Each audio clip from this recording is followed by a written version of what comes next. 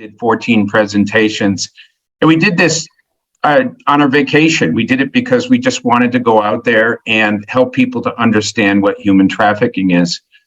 The next presentation I did was across the United States. One day I woke up, I was in Hong Kong, and I said to my wife, we're going to do 100 days in the United States. We'll do a presentation a day. And guess what? This is going to be a great big vacation. Well, I went to my board and they said no. I went to my board, they said no. I went to my board, they said no. And finally they said, okay, well, you can have 30 days, but we took 70 days. We went to 27 cities. We hit 115 different presentations all across the United States and Canada. And then have been doing this ever since. I've done it in Australia, New Zealand, Singapore, Sri Lanka. 3 years ago, we did it in Canada. This particular tour is 53 days. And just to give you a sense of what we're doing and how we're doing it, we started in Vancouver. I did a week there. I'm in Toronto now. I'm finishing up a week here. Then we go to Ottawa, and most of what we do in Ottawa is meeting with parliamentarians and senators. They have some legislation that's being proposed, and the idea is to give them feedback from somebody who doesn't come from Canada, because sometimes people who are not within the country can give feedback in a way that people can't when they're from that country. We then fly down to Atlanta and go from Atlanta up the East Coast to Hartford, Connecticut. You can see some of the cities: Atlanta, Chattanooga, Charlotte, Raleigh, Washington, D.C., et cetera, et cetera. And that's how we're kind of approaching this particular tour. As for the audiences, they include banks. I did Scotiabank, TD Bank. I did another presentation called Be the Hero, which was incentivizing people from 30 different banks on how to step up and volunteer and get involved in helping to address the issues of our time. I presented to Lululemon, to MEC, which is a fashion brand here, and did another presentation to about 30 other manufacturing companies, mostly footwear and apparel. I have a Hotel Association presentation in Ottawa, and then I'll do a couple of hotels when I'm in the United States. I did a university presentation yesterday. I presented to over 460 high school students from 15 schools. They came together specifically to participate in one of my talks. I have 6 or 7 Rotary clubs that I'll be presenting to, faith-based groups, podcasts, interviews. I did an Al Jazeera interview yesterday. They'll air it 4 times to their 380 million people. And so the idea is to try to get in front of as many audiences as I can. The interesting thing is that every presentation is a little bit different. Some are 20 minutes, some are 3.5 hours. The average one is about 90 minutes, and each one is tailored to the group that we're presenting to. The content usually starts off with kind of what is human trafficking in its most basic form, kind of like a definition. And since many of my talks focus on the private sector, I then gear the presentation to how did the private sector get involved in this? What were the things that kind of enticed or forced the private sector in? And then I specifically talk about legislation, what companies are doing, what they need to do, how they need to do it. A lot of emphasis on this sustainability development goals, the ESG indicators, all of those types of things in order to help educate and inform people about what it is that they need to know. Just to give you a sense of the first 13 days, I've done 15 presentations. As I mentioned, I've done 3 media events. I've reached 3,500 people so far. And I'm able to do that because, for example, when I did Scotiabank, I had 120 people in the audience, but I had another 400 online.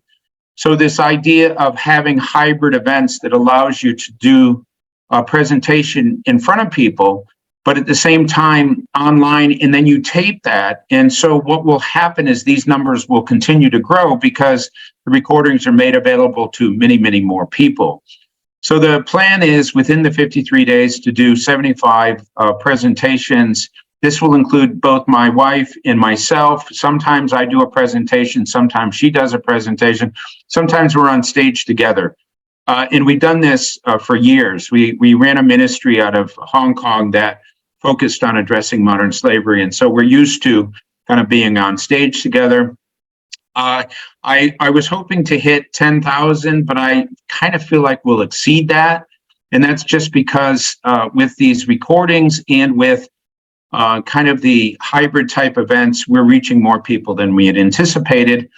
I've already reached about close to 120 companies from events that I've done that have allowed for multiple companies to come together to listen to what the talk is. And so, I'm very encouraged by the fact that this particular trip is reaching more people than I have in the past. And I think it's partly, there's a real appetite for people to kind of understand and hear about and learn about this particular topic.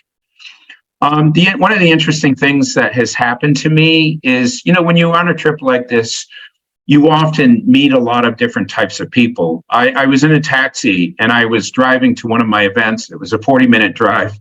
And the taxi driver happened to be Pakistani. And I got into a conversation with him about what I was doing and who I was. And he went into a long, detailed description about how his family members had been trafficked into brick kilns 40 years ago. And what was interesting about the conversation is that it was still so fresh in his mind, even though this was a long time ago, because it was such a traumatic event for this particular individual. I met a woman who came up to me after my Scotiabank presentation, and she said that she had grown up in Central Europe, Eastern Europe, sorry, and her father had been trafficked. He was asked to come to Russia to do some work, and he arrived there, and they would have weekly phone calls, but with each call, it sounded like something was wrong. And he said, no, everything's fine, everything's fine.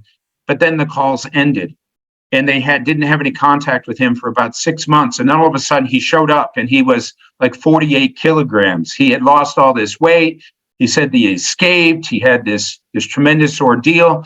And she talked about the impact that this had on the family. I had another person come to me after my TD Bank presentation, a South Asian man. He was about 45 years old, and he couldn't even talk to me. He was so choked up. He cried in front of me. I took him off to the side, and I said to him, "Did I trigger something? I'm sorry. What is it that I can do for you?" And he just simply couldn't get the words out. And then he asked for my card, and he said he'd send me an email, and I expect to follow up at some other point. I met an NGO worker randomly after one of my presentations, and she talks about how one of her best friends was trafficked when she was 13 years old, and this was again 30 years ago. And lastly, I had a lot of people come up to me and basically say, 20 years ago, I was in this airport situation or a train station or bus station, and I saw this something unfold. There was a guy who was with a girl that didn't look like they belonged together, and I didn't know what to say. And so I felt really bad. And now that you talk about this, I think it might have been human trafficking. I wish I had a hotline number or something. And so the point I'm making is that you meet all kinds of different people, and many of the people who I'm meeting have had some kind of experience related to human trafficking. And I would tell my own story, how my first exposure to knowing about human trafficking was when I was 5 years old. My mom used to come to me because I was kind of a rebellious little 5-year-old, and I would go to Cedar Mountain, which was near our home, and walk around by myself. In order to scare me to stop doing that, she told me this story about how her mom was coming from Germany to meet up with her husband, who had settled in Los Angeles. So she took the boat over, got on a train. When she got to Chicago, she thought she was in Los Angeles. She didn't speak any English. She was going around in German asking people. Nobody understood what she was saying. Finally, this German guy came up and said, "You're supposed to come with me. I'm going to take you to your husband." He was a white slaver. He was about to take my grandmother off to a brothel. She was 23 years old. She was, very pretty, and she was lost. But another German couple saw what was happening, intervened, got her back on the train, and the rest is history. I'm here as a result of that. So there's a lot of these stories that we have. I had another interesting story where I was actually kind of on a train. I had gotten off a plane, ran to catch the train that would take me into the city, sat down, and this African-American woman, put her arm on me and said, it's okay. I see you're really stressed out, but, you could have caught the next train. Just take a couple of deep breaths. And a few minutes later, I opened up my laptop and it had slides on slavery. And so finally, she just turned to me and said, do you know anything about slavery? And I said, yeah, I'm doing modern slavery work. And she said, well, I know all about slavery because my family was enslaved for many, many generations. We still have the history. We know what happens and everything else. So we had this long exchange and conversation about, what modern slavery was and how it compares to the slavery that existed in the past, all of these kind of things. And then at the end, I thought it was quite interesting. She said, I'm going to Toronto to attend a film festival. And I really didn't want to attend, but my sister said that I had to. And I resisted and I resisted, but somehow I feel like I was supposed to be on this train with you because actually this is really important. And it feels like I was destined to have this. And that's the reason why I'm going to Toronto. And I thought that was a very honoring statement. And I've had other people say similar things where I didn't feel like I wanted to go to the talk. Something drew me there. And now I realize why I should have done that.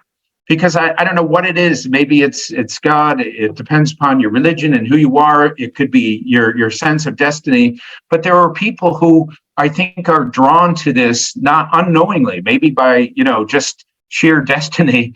And then they have an encounter with me or people on this call. And we influence them and we change them. And then they become the next generation of ambassadors. We don't always know who these people are, but I thought this train ride was very significant as a result of that. What I'm realizing is, and we all know this, and we've had this conversation many, many times, is that awareness is very, very low. I've gotten in front of all these people, and I often ask the question about a quarter of the way into the presentation, how many of you knew 10% of what I was talking about before I said it today? And I never get more than a couple of hands. And so I've said this a million times and I'll say it again. If people don't know about an issue, they're not going to care. If they don't care, they're not going to do anything. And so it's so important that we get that awareness out. And as much as I'm able to do, I'm still only reaching 10,000 people. Think of how many more people we have to reach with our messages. And that's why our Rotary Club and the other clubs that focus on this really have to find a way of stepping up our awareness, because if people don't know, then they don't know. The other thing is just the shock and awe, the fact that people are just so devastated by hearing even 3 or 4 short stories related to this topic, as if they've never been exposed to this before. And to a certain extent, they've never been exposed to a story like this before. And I've had a couple of people come up and say to me, well, I wish I was prepared for this because, that was really shocking. And I'm not sure I would have come if I had known it was that shocking. And I didn't know what to say to them other than the world is filled with shocking things. We have to open our minds and hearts to it. We have to feel some of this pain. You just have to sit in an audience and listen to this. You don't have to experience any of it. You have to open your mind. You have to understand this. How are we going to care unless the victimization of what's happening to literally millions and millions of people takes place? And so I've had to say that a couple of times, and I'm a little bit kind of sad to hear that people don't want to listen to this because it makes them feel sad, because we have to really expose people to these kind of things. Afterwards, I always get people to come up and say, what can I do to help? What is it that can be done? And my marketing manager from the Macon Club set up these cards. And on the card is this QR code that you scan. So one of them says, how do you volunteer? And you can. You're gone, Matt. We very can't. Effective. I have never. You're back. You're back.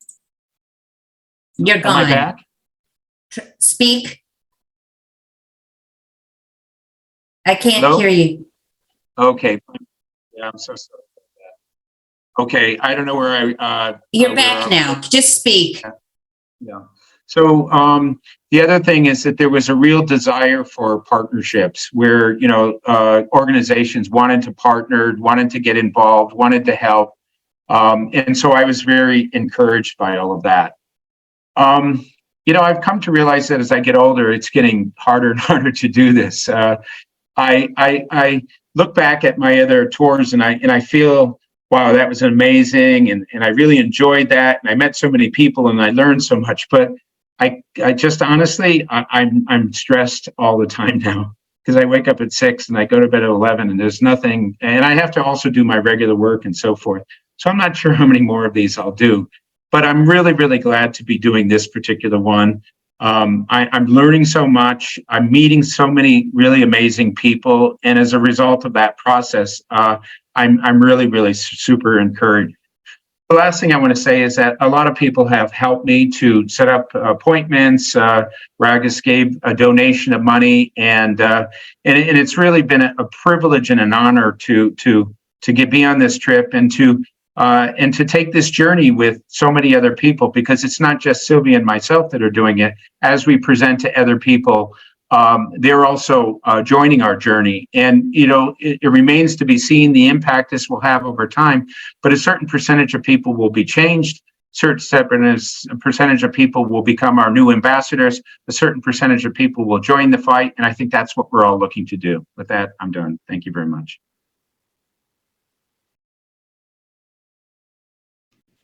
Thank you, Matt. That was, as usual, amazing and inspiring. Couple of comments in your observations that are sort of a comment, but then a question to you is, in your observations of your slide that we talked about, the awareness is still very low, and the desire for partnerships is high.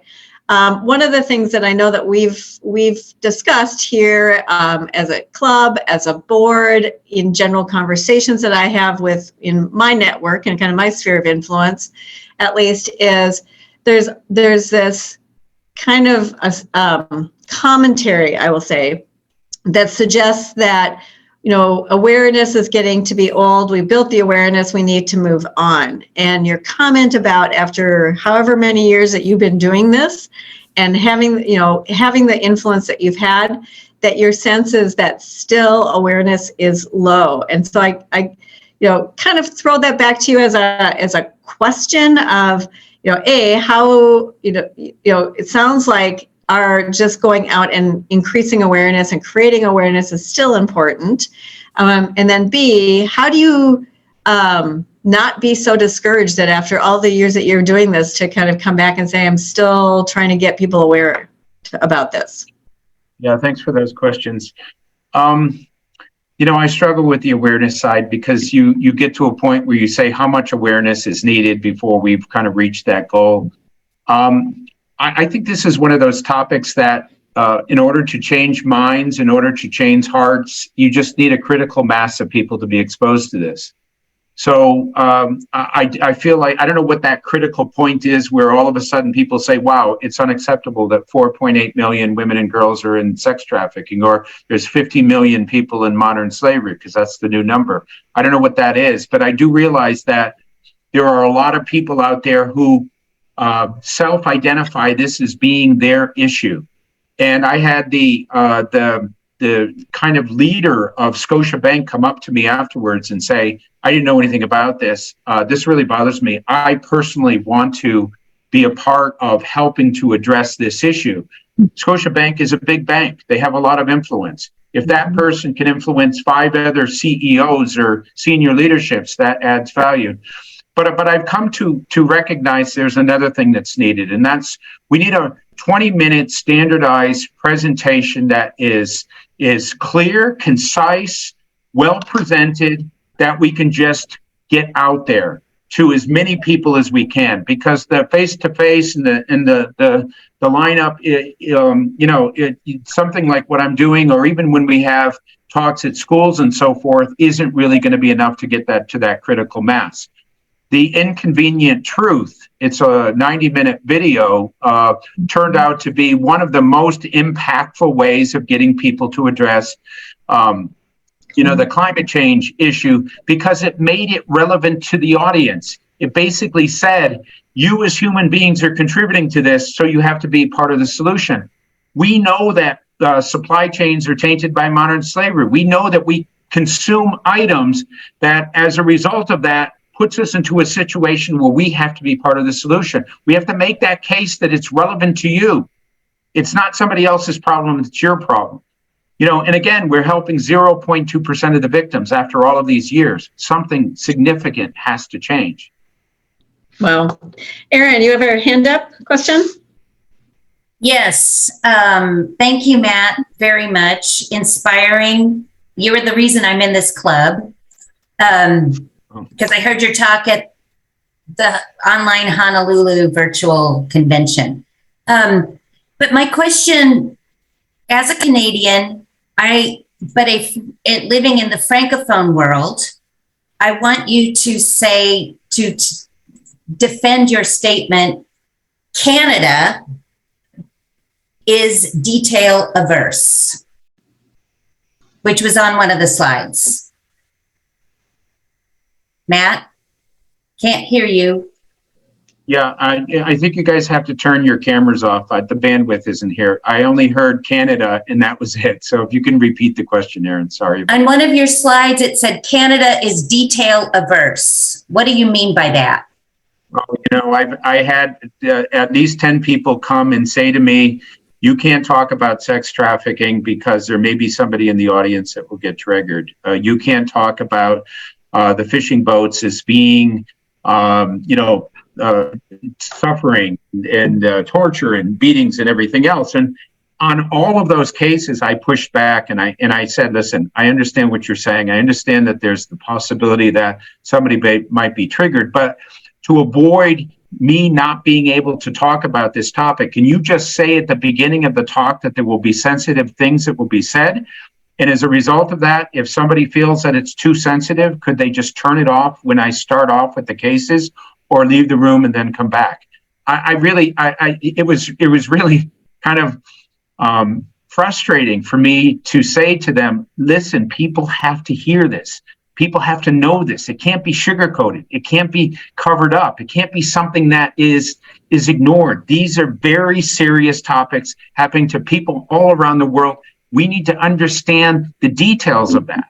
And so I don't know if the same thing will happen in the United States, but it's some kind of political correctness, I guess, related to, what it is that people can or will listen to. So I don't know if other people have comments related to that, but I'd love to hear somebody else's views on this. In my limited... let me follow up with that. You're saying this from your trip now in Canada. This is how you're coming up with this? Yeah, Canadian. This is happening now in Canada. Okay. I had the Ryerson University say that to me. I had the Catholic Diocese say it to me. I had TD Bank say it to me. And I've continued to do my presentations with a little bit of adjustment, but for the most part, I just haven't experienced this. In Asia, I can say anything I want. Nobody pushes back. Well, I encourage you to keep talking. John Wayne told Barbara Walters, but it's on recording. I can't say it. But in a good way. Don't, just I'm not going to stop. Blank the critics. I can't even remember exactly what it is. So there. Okay. And the other thing, Erin, about this is that even if I do it, then I'll ask for forgiveness later. I feel too strongly about this to feel like I have to sugarcoat this. I cannot not say what I have to say. So it's just part of the uncomfortableness of having somebody just talk to you about something and then you do something different. And then I go back to that person and I say, apologize. I toned it a little bit, but I had to say what I had to say. And they're okay. They're always okay. So, but it's kind of a weird juxtapositioning of mandates that I haven't had in the past. This is interesting. I think that people talk, I'm Canadian and Colin is Canadian and he's like texting now and we're just wondering what we're doing wrong. We as an entire population of 30 million people. So, you know. That you're speaking for all of them, Erin, is that what you're saying? Well, and also he is, because Matt is. So, I know. yeah. Yeah. Great dialogue. Thank you. You know, Matt, to your question, I think and again, I have, you know, a modicum of what your experience is, but in my sort of speaking the rounds, one of the things that I come up against is, you know, you have a level of detail, and, you know, that's not as important. The thing that I buck up against a lot is, you know, not in my backyard or not in my neighborhood, that this doesn't happen here. It happens, you know, somewhere else. So, you know, Minnesota, nice Minnesota, you know, it doesn't happen here because, you know, we're this lovely, you know, mostly white, although that's changing, population, homogeneous population. And then I pull up the map that says, here's why Minnesota is a hotbed. And I still get, you know, within the United States, and lots of reasons why Minnesota is a hotbed, but it is a hotbed. And, you know, and I still have people that challenge me and saying you know, not in my backyard. And I think one of the most profound examples was I was doing the presentation to my own local Rotary club, and I had an attorney who's, you know, and it's you know, wonderful small town, small community, you know, we have the best of both worlds, small, cute little town that's 20 minutes from downtown Minneapolis. So we have and he stood up and he said, I've lived in this community for 30 years. He's an attorney. And he said, you know, this does not happen in our community. And the irony was that literally 2 weeks before that, there had been an FBI sting, 11th state FBI sting, in which a house that was literally a mile from around the lake that we lived on, from where we were sitting in our Rotary Club, had been raided, and there was a major sex ring that was interrupted, and it was a multi-state.